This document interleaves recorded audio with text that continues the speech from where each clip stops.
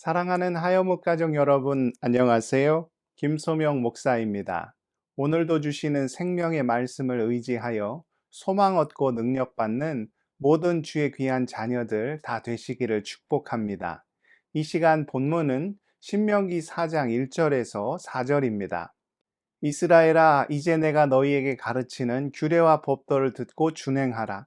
그리하면 너희가 살 것이요 너희 조상의 하나님 여호와께서 너희에게 주시는 땅에 들어가서 그것을 얻게 되리라. 내가 너희에게 명령하는 말을 너희는 가감하지 말고 내가 너희에게 내리는 너희 하나님 여호와의 명령을 지키라.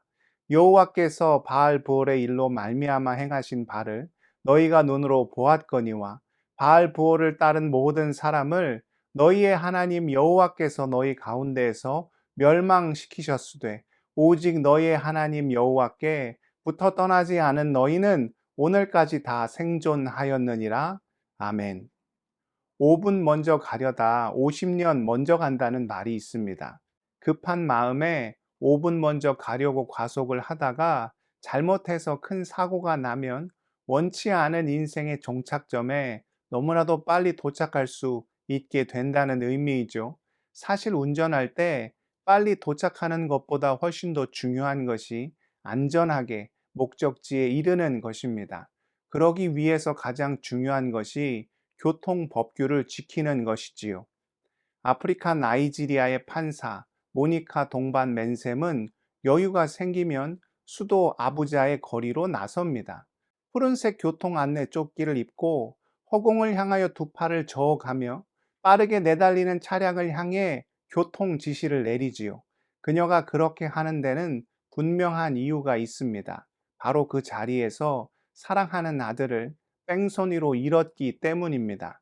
인구 2억의 나이지리아에 등록된 차량 대수는 2,500만 대, 대부분의 차량이 수도 아부자에 몰려 있고, 그래서 그곳은 교통지역으로 유명합니다. 좋지 않은 도로 여건에 서로가 먼저 빨리 가려고 규칙을 제대로 지키지 않다 보니 언제나 교통 상황은 그야말로 아수라장입니다. 어느 날 교통사고로 아들을 잃게 되었는데 범인이 끝내 잡히지 않았습니다.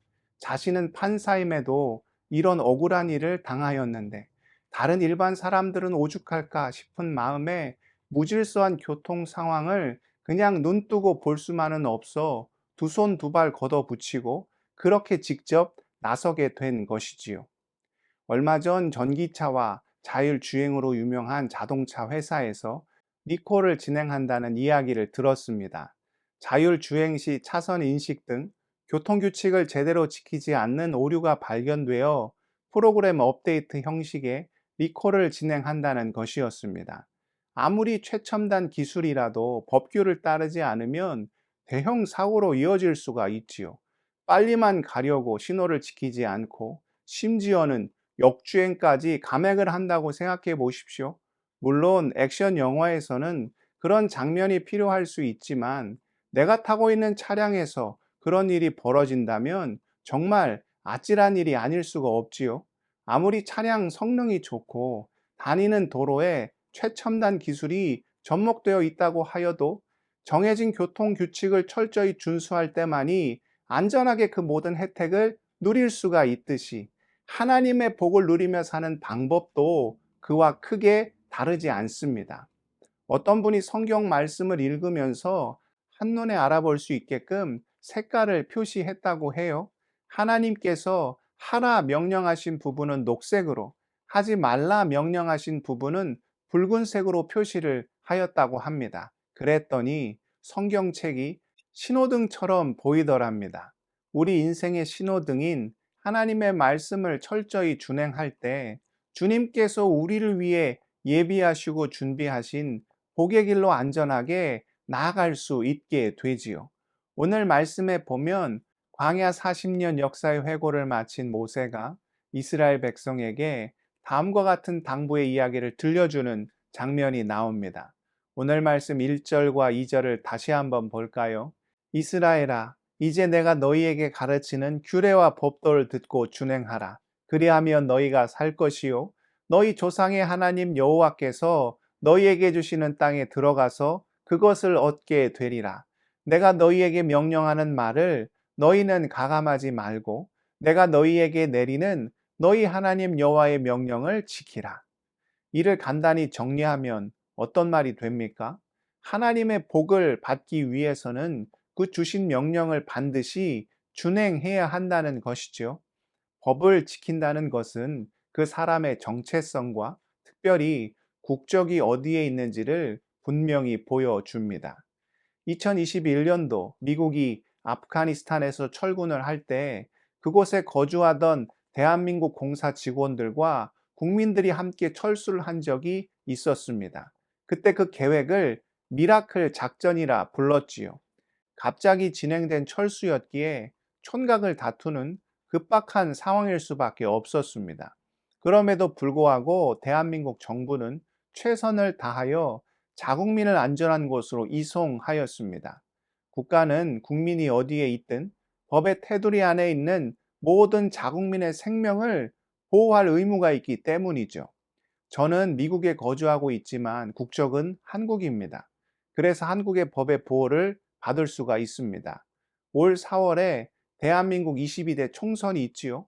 몸은 조국에서 멀리 떨어져 있지만 절차에 맞게 국외 부재자 신고를 하고 재외 선거인 등록을 하면, 그러니까 법규를 지키면 대한민국 국민으로서의 중요한 권리, 투표의 권리를 행사할 수가 있습니다. 이스라엘 민족은 애굽에서 노예였습니다.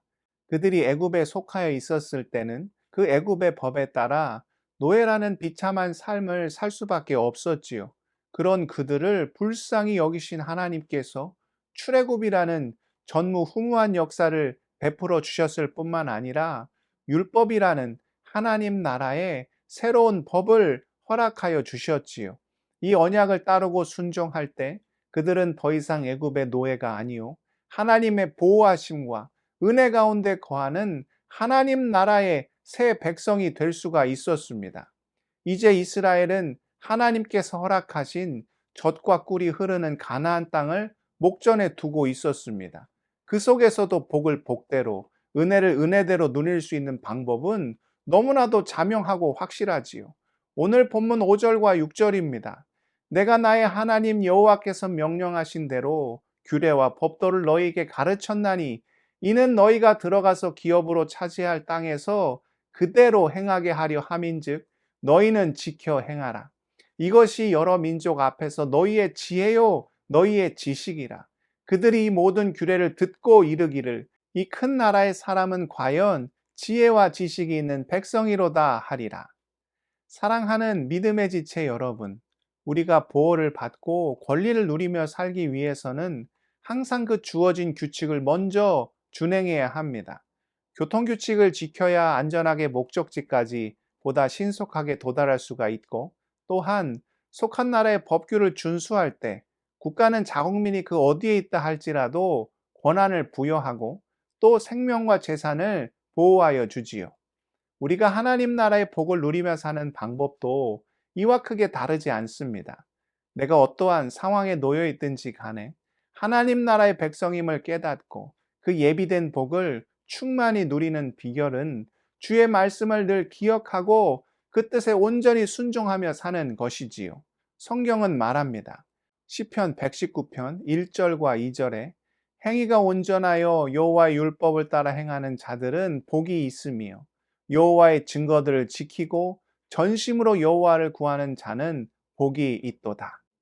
새롭게 주어진 2024년도 올 한 해 주께서 우리에게 허락하시는 이 귀한 말씀들을 마음에 새기고 그 명령에 온전히 순종함으로 늘 주의 보호하심 가운데 거하며 무엇보다 서 있는 그 삶의 자리에서 약속된 놀라운 복과 은혜를 충만히 누리며 살아가실 수 있기를 우리 주님의 이름으로 축복하고 또 축복합니다.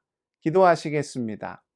사랑의 하나님, 주의 말씀이 내 발의 등이요 내 길의 빛이 됨을 고백합니다. 올 한 해 무엇보다 주의 말씀을 마음에 새기고 귀를 기울이고 순종하고 붙잡고 의지함으로 주께서 우리를 위해 예비하시고 준비하신 놀라운 복과 은혜를 충만히 누리며 살아갈 수 있도록 우리의 삶을 인도하여 주시고 붙잡아 주시옵소서.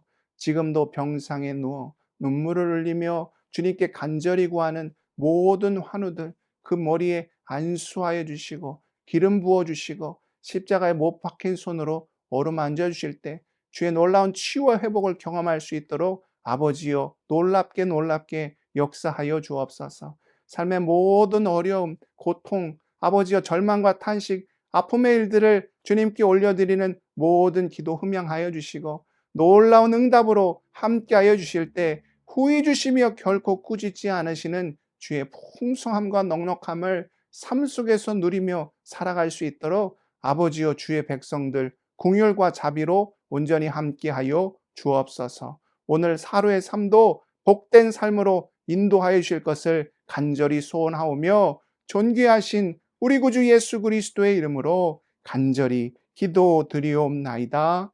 아멘.